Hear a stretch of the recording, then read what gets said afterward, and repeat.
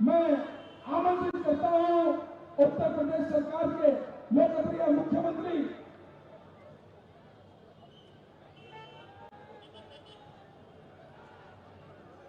क्षमा चाहता हूं, अब मैं आमंत्रित करता हूं लखनऊ के लोकप्रिय सांसद, देश के यशस्वी रक्षा मंत्री आदरणीय श्री राजनाथ सिंह जी को। माननीय जी, हम सभी को अपना आशीर्वाद प्रदान करें। लखनऊ को लखनऊ और लखनऊ को स्मार्ट लखनऊ बनाने वाले हमारे नेता आदरणीय राजनाथ सिंह जी, जोरदार नारा लगाए, माननीय राजनाथ सिंह जिंदाबाद।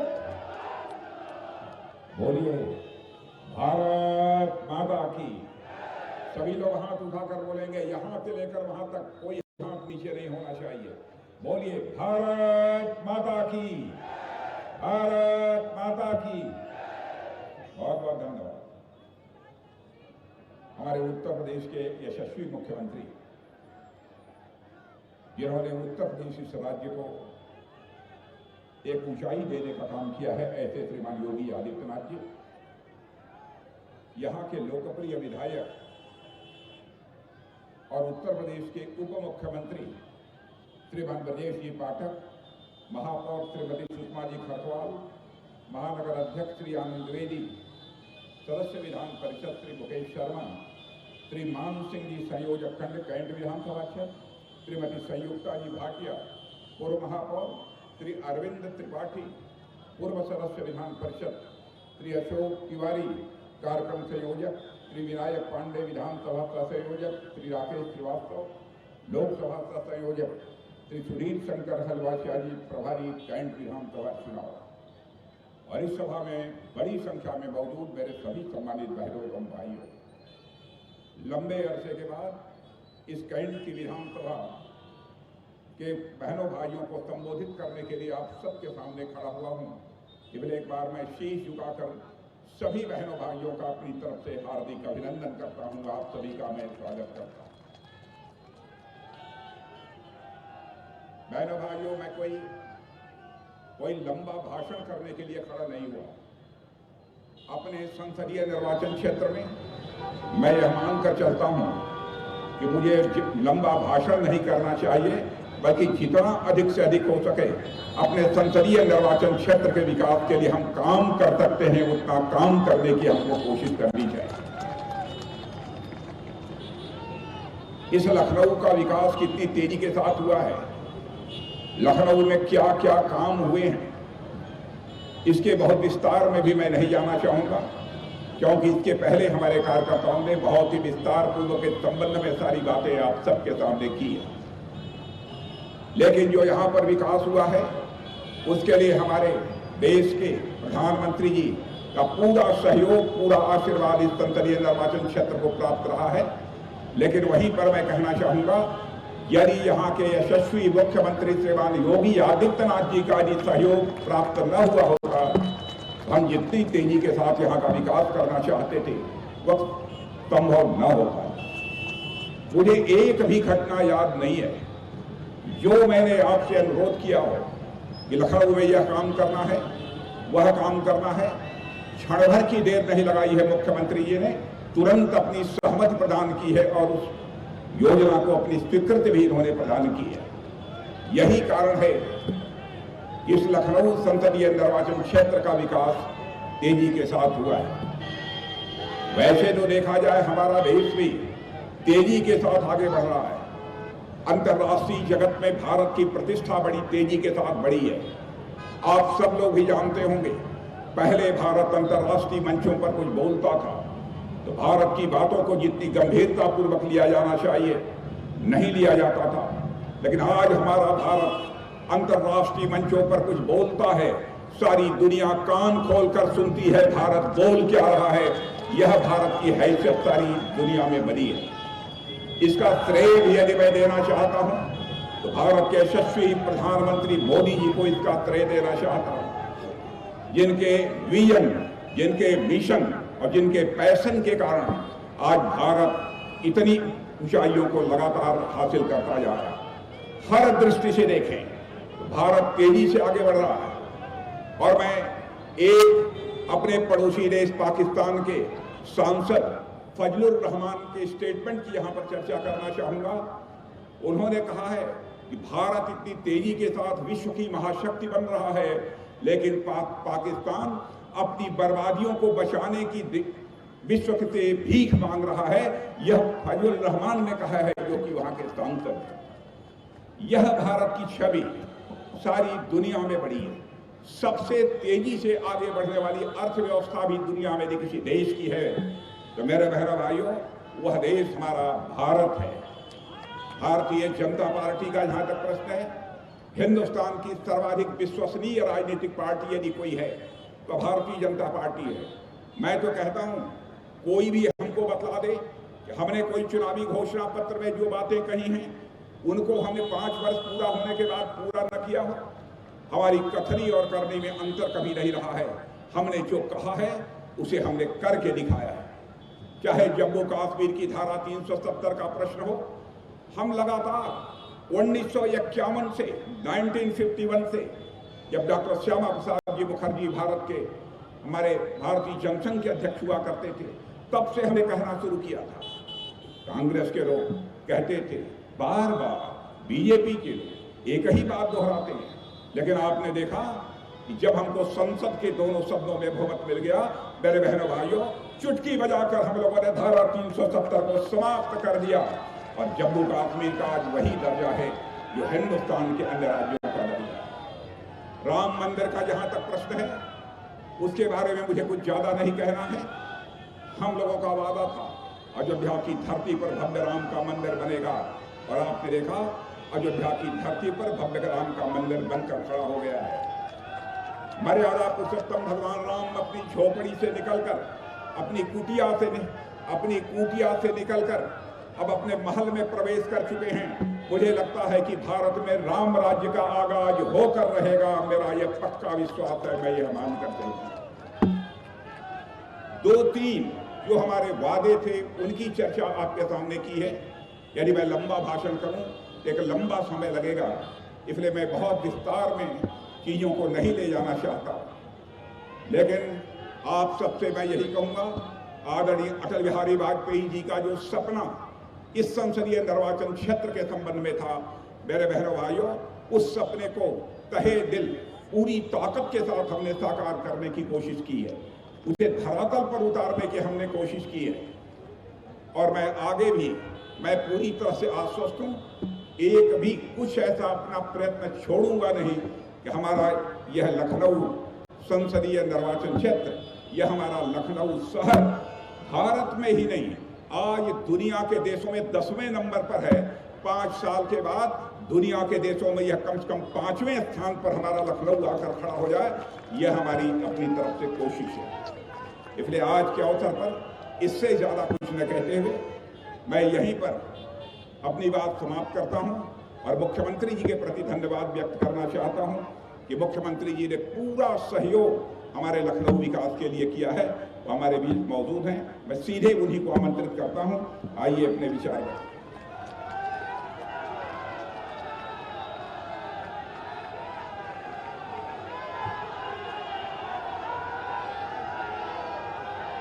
भारत माता की, भारत माता की, भारत माता की, वंदे वंदे वंदे। मंच पर उपस्थित देश के अत्यंत लोकप्रिय, कर्मठ और यशस्वी रक्षा मंत्री, भारतीय जनता पार्टी के पूर्व राष्ट्रीय अध्यक्ष, प्रदेश के पूर्व मुख्यमंत्री, लखनऊ के लोकप्रिय सांसद और लखनऊ संसदीय सीट पर भारतीय जनता पार्टी और एनडीए के प्रत्याशी आदरणीय श्री राजनाथ सिंह जी, उत्तर प्रदेश सरकार में मंत्रिमंडल के मेरे वरिष्ठ सहयोगी श्री ब्रजेश पाठक जी, महानगर अध्यक्ष आनंद द्विवेदी जी, लोकसभा के संयोजक श्री मुकेश शर्मा जी, महापौर श्रीमती सुषमा खरकवाल जी, पूर्व महापौर श्रीमती संयुक्ता भाटिया जी, विधानसभा के संयोजक श्रीमान सिंह जी, सुधीर शंकर हलवसिया जी, राकेश श्रीवास्तव जी, मंच पर उपस्थित भारतीय जनता पार्टी और सहयोगी दलों के हमारे सभी पदाधिकारीगण और भारी संख्या में आज इस चुनावी सभा में उपस्थित लखनऊ संसदीय क्षेत्र से जुड़े हुए सभी उपस्थित बहनों और भाइयों, मैं सबसे पहले प्रदेशवासियों की ओर से, राजधानी वासियों की ओर से अपने देश के लोकप्रिय, कर्मठ और यशस्वी रक्षा मंत्री जो हमारे सांसद भी हैं लखनऊ के, उनका आप सबकी ओर से हृदय से स्वागत करता हूं, उनका अभिनंदन करता हूं। बहनों और भाइयों, ये बहुत कम देखने को मिलता है। अगला 3 वर्ष हमारे लिए महत्वपूर्ण होगा, जब भारत दुनिया की तीसरी बड़ी अर्थव्यवस्था प्रधानमंत्री मोदी जी के नेतृत्व में बन रहा होगा। हमारे लखनऊ वासियों और उत्तर प्रदेश वासियों के लिए वह दिन महत्वपूर्ण होगा, क्योंकि तब हमारे रक्षा मंत्री जी का सार्वजनिक जीवन के 5 दशक यानी अर्धशतक सार्वजनिक जीवन के पूरे हो रहे होंगे और हम सब अभिनंदन के उन क्षणों को लेकर के अभी से तैयारी करें। इस दृष्टि से आज लखनऊ वासियों का और प्रदेश वासियों का आह्वान करने के लिए आज मैं आपके बीच में यहां पर उपस्थित हुआ हूं। बहनों और भाइयों, लोकसभा चुनाव के 4 चरण संपन्न हो चुके हैं और लोकसभा चुनाव के 4 चरणों ने पूरे देश के अंदर शुरुआत में जो लोग मानते थे कि लहर क्या होगी, वह मोदी लहर से अब मोदी सुनामी के रूप में चलते हुए फिर एक बार मोदी सरकार, फिर एक बार और अब की बार 400 पार के इस लक्ष्य को पूरा करने की ओर अग्रसर हो चुका है।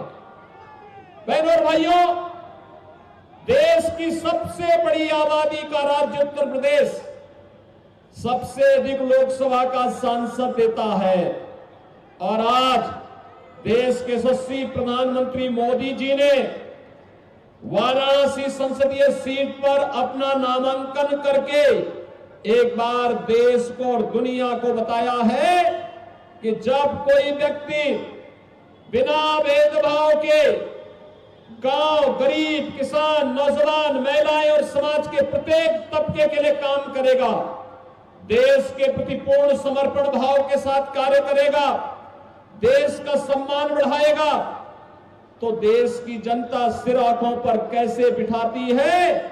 कल वाराणसी का प्रधानमंत्री मोदी जी का रोड शो आपने देखा होगा। जनता लाखों की संख्या में उमड़ करके प्रधानमंत्री मोदी जी के स्वागत के लिए सड़कों पर उतार थी और इस लक्ष्य को जो हम आज कह रहे हैं कि सुनामी बनकर के भारतीय जनता पार्टी की सरकार तीसरी बार बनाने के लिए उतावली दिखाई दे रही है, वह हम सबको वहां पर कल एक लहर, एक झलक हम सबको वाराणसी में देखने को मिला। बहनों और भाइयों, हम लखनऊ वासियों का यह सौभाग्य है कि सरदेव अटल जी ने जो सपना देखा था लखनऊ के लिए, वह सपना आदरणीय रक्षा मंत्री जी के नेतृत्व में एक एक करके साकार हुआ। याद करिए, सरदेव अटल जी की सबसे बड़ी प्रतिमा आदरणीय रक्षा मंत्री जी के ही आह्वान पर उत्तर प्रदेश मुख्यमंत्री कार्य सचिवालय के मुख्य भवन के सामने सरदेव अटल जी की सबसे बड़ी प्रतिमा प्रदेश के अंदर लगी है। प्रदेश का पहला मेडिकल यूनिवर्सिटी इसी लखनऊ में सरदेव अटल जी के नाम पर भी हुआ और वह काम भी करना प्रारंभ कर दिया है। लखनऊ की यातायात की रीढ़ और लखनऊ के विकास और प्रदेश के विकास के लिए एक महत्वपूर्ण मार्ग, जब माननीय राजनाथ सिंह जी केंद्र में सड़क परिवहन मंत्री थे, तब किसान पथ का उन्होंने शुभारंभ किया था, और जब रक्षा मंत्री हैं तो उन्होंने किसान पथ के रूप में आज लखनऊ की विकास की रीढ़ बन रहे इस किसान पथ की सौगात भी लखनऊ वासियों को दिया। बहनों और भाइयों, ये लखनऊ, हम लखनऊ के बारे में कभी सोचते थे कि लखनऊ के स्टेशन पर हम लोगों को देखने को मिलता है कि मुस्कुराए आप लखनऊ में हैं, लेकिन मुस्कुराने लायक कोई ऐसी स्थिति नहीं दिखती थी। लेकिन आज स्मार्ट सिटी के रूप में लखनऊ ने जो नए प्रतिमान स्थापित किए हैं वह भी आपके सामने है। और जब हम भारत की सुरक्षा की बात करते हैं, नया भारत सुरक्षित है इसलिए है क्योंकि आदरणीय प्रधानमंत्री जी के मार्गदर्शन में, माननीय रक्षा मंत्री जी के नेतृत्व में आज रक्षा क्षेत्र की आत्मनिर्भरता हम सबके सामने है, और भारत की ब्रह्मोस मिसाइल का केंद्र भी लखनऊ हो चुका है। यहां पर बनने वाली मिसाइल जब भारत की सीमाओं पर घुसती है तो दुश्मन के छक्के छूटते हैं, और दुश्मन भी कहने के लिए मजबूर हो जाता है। अगर कोई पटाखा कहीं फट जाए तो पाकिस्तान भी अब कहता है कि साहब मेरा हाथ नहीं है, क्योंकि उसे मालूम है कि लखनऊ में बनने वाली मिसाइल का अगर मुंह कहीं उधर हो जाए तो फिर क्या होने वाला है। बहनों और भाइयों, ये नया भारत है, और इस नए भारत ने करके दिखाया है कि हम 140 करोड़ भारतवासियों का सम्मान भी बढ़ाएंगे, भारत की सुरक्षा की पुख्ता व्यवस्था भी करेंगे, भारत के अंदर आतंकवाद और नक्सलवाद की समस्या का समाधान भी करेंगे, और विकास के वे सभी बड़े कार्य, हाईवे हो, रेलवे हो, मेट्रो हो, आईआईटी हो, आईआईएम हो, एम्स हो, या फिर वो वर्ल्ड क्लास इंफ्रास्ट्रक्चर जो एक्सप्रेस वे के रूप में हम सबको दिखाई दे रहा है। लखनऊ में तो आज पूर्वांचल एक्सप्रेस वे भी जुड़ रहा है, किसान पथ ने भी इसको एक नई गति दी है। ग्रीन कॉरिडोर जो लखनऊ के अंदर स्वयं यहां की यातायात की समस्या का समाधान कर रहा है, और लखनऊ की पहचान मां गोमती को भी पुनर्जीवित करने की दिशा में जो प्रयास प्रारंभ हुए हैं, उस एसटीपी का शिलान्यास और शुभारंभ भी आदरणीय रक्षा मंत्री जी के ही कर कमलों से हुआ है, जो शीघ्र पूरा होने वाला है, जो गोमती नदी को एक नया जीवन देने वाला है। बहनों और भाइयों, अपने लोगों के प्रति और संसदीय क्षेत्र के प्रति प्रतिबद्धता क्या होती है, यह हमने माननीय रक्षा मंत्री जी के कार्यों से देखा है, सीखा है, जाना है।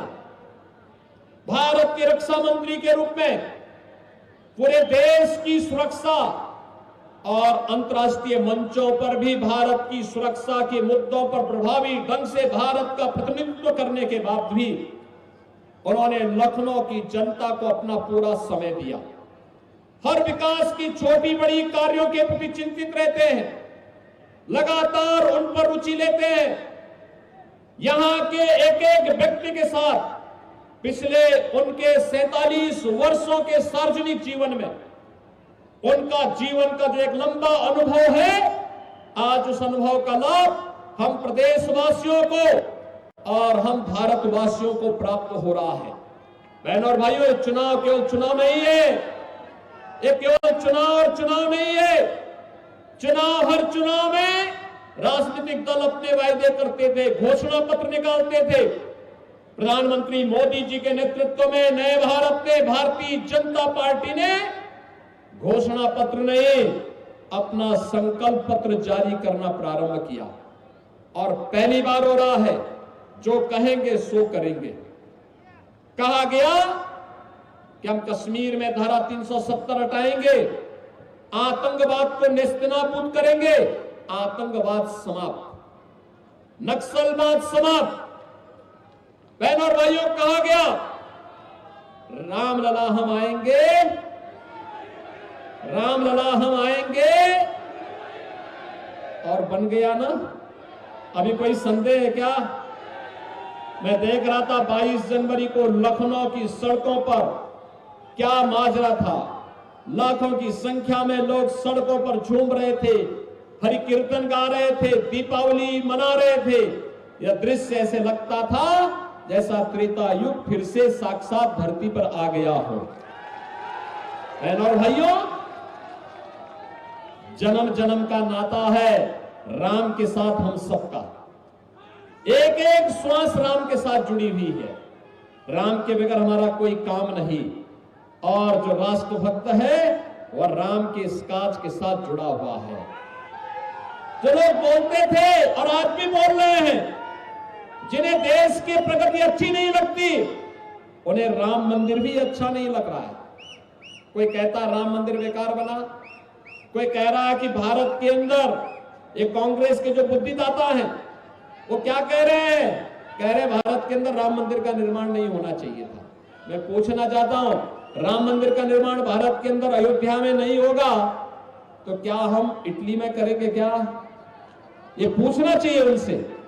बहनों और भाइयों, भारत के अंदर राम को नकारने का मतलब भारत की वास्तविकता को नकारना और भारत को अपमानित करना, भारत की श्रद्धा को अपमानित करना। और इसीलिए आज पूरे देश के अंदर एक ही बात से लोग गा रहे हैं कि जो राम को लाए हैं हम उनको लाएंगे, जो राम को लाए हैं। और बहनों और भाइयों, उत्तर प्रदेश में तो आज आपने देखा होगा, हमारे अभिभावक के रूप में माननीय रक्षा मंत्री जी हैं, प्रदेश के मुख्यमंत्री के रूप में, केंद्रीय गृह मंत्री के रूप में, भारत सरकार के रक्षा मंत्री के रूप में, भारतीय जनता पार्टी के राष्ट्रीय अध्यक्ष के रूप में उनका जो मार्गदर्शन और अनुभव रहा है, आज वो प्रदेश के विकास के लिए, प्रदेश को अपराध मुक्त करने के लिए, प्रदेश के युवाओं के लिए, प्रदेश के किसानों के लिए, प्रदेश के व्यापारियों के लिए, प्रदेश की बेटी और व्यापारी की सुरक्षा के लिए वह हम सब के लिए एक मानक बनता है, एक आदर्श बनता है।